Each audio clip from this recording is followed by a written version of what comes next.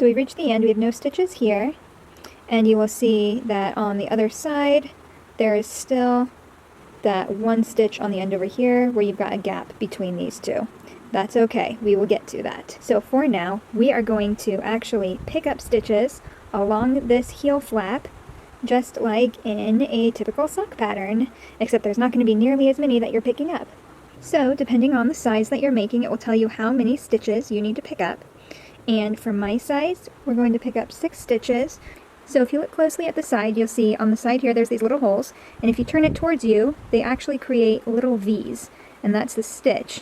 Our very last stitch is going to be picked up into this stitch here, which is in the row that's connected to our instep stitches. So for my size, I'm going to be picking up 6 stitches. So our last one's going to be here, so we're going to want 1, 2, 3, 4, 5. Okay, so I'm going to pick these up by going through the back leg of those stitches.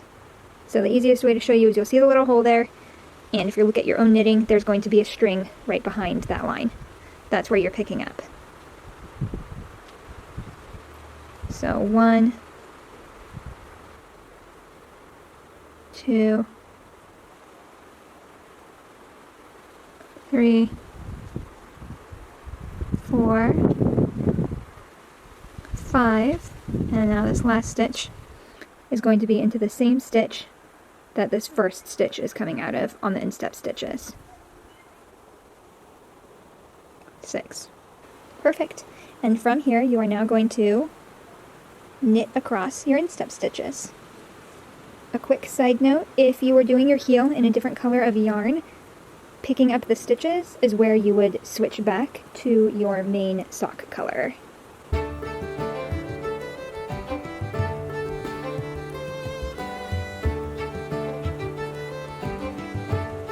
Okay, so we've just knit across all of our instep stitches. So we have those side stitches plus the instep stitches on this second needle here. Now we are going to pick up the stitches on this side of the heel. And it's going to be just a little bit different. Okay, go ahead and pull that needle through so you have some working space. Now, on the way down, we knit that last stitch into the same stitch that was underneath that edge stitch on the instep stitches. This time, we're going to knit into that same row, so the stitches that are just underneath before it's split off, but you're going to do it on the other side this time. So rather than knitting into this stitch, follow that line across and knit into that stitch. And you're going to knit into the back of the leg right there. So 1, 2, 3, 4, 5, and the 6th stitch is actually going to be into the same stitch that that first one is coming out of. So it's not like that on the way down, but it is that way on the way up. And for some of the sizes, you're going to knit one and then knit that gap together. For my size, though, there is no stitch before that gap, so I am just going to knit these two together.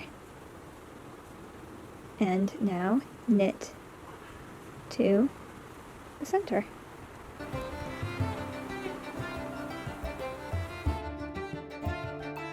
Okay, so you've just finished that decrease at the beginning of your sock heel here, so now we just kind of want to lock everything in. So finish going all the way around.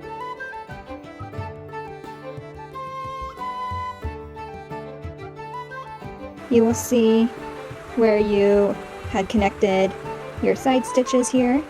So those are now going to be part of your instep needle. If you're using DPNs, you can always put them on a separate needle as well.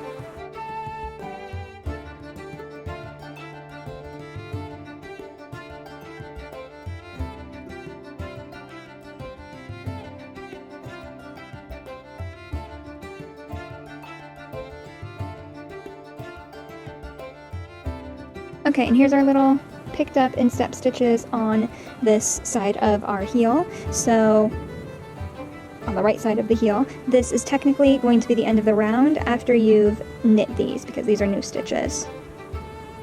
but you don't really need to worry about beginning of round or end of round at the moment. 4, 5, 6.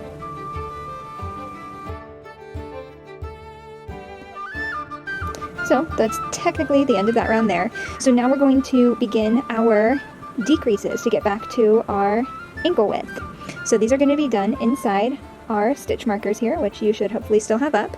So for some sizes, you're going to work to 1 stitch before the marker.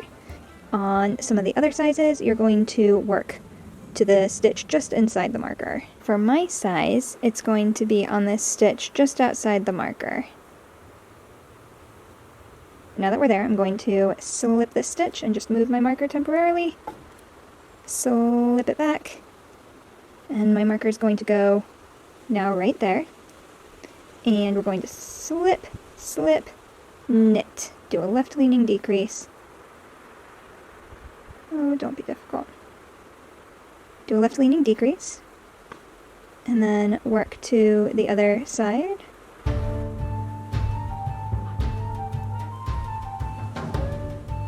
To the stitch just before the marker.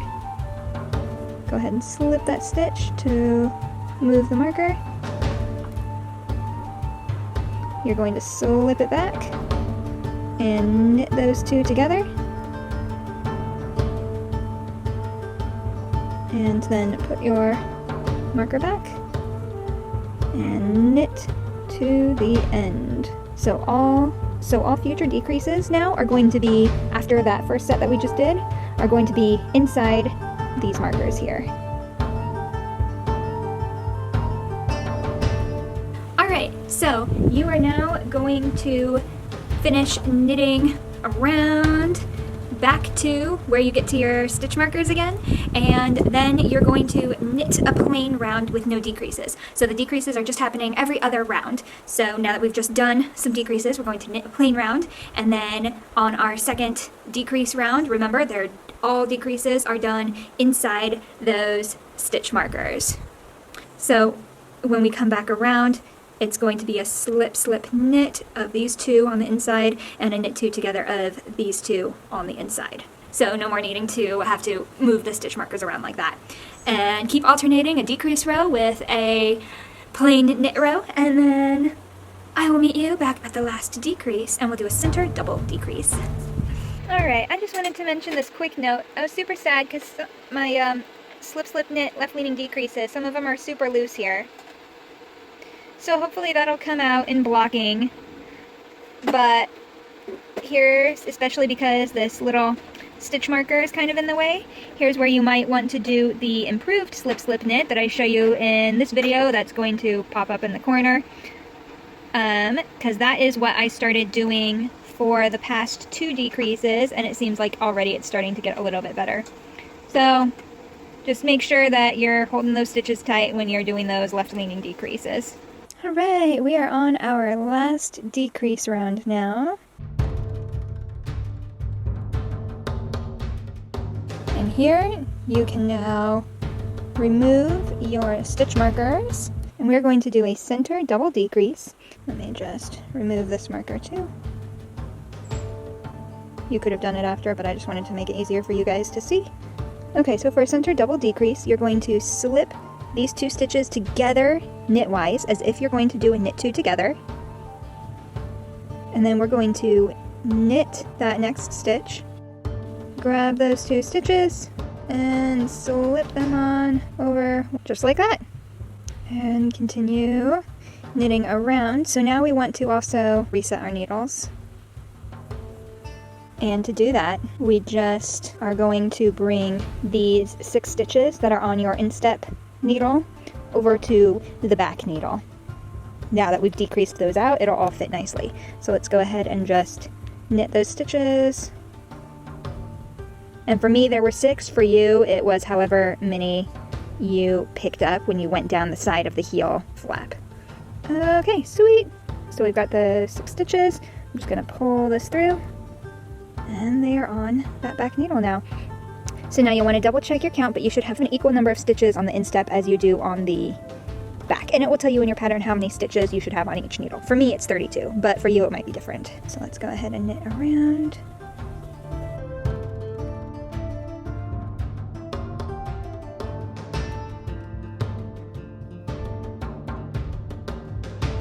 Okay, so now we are going to consider the beginning of the back of the heel, the beginning of our round. Trust me, I understand this might inflame some of your OCD because this side has been knit one row higher than the first 6 stitches on the side, but just trust me, it's okay. You won't notice it in the end. Certainly not with the sock yarn. So this is going to be the beginning of your round, and we're going to go ahead and just knit one more plain round.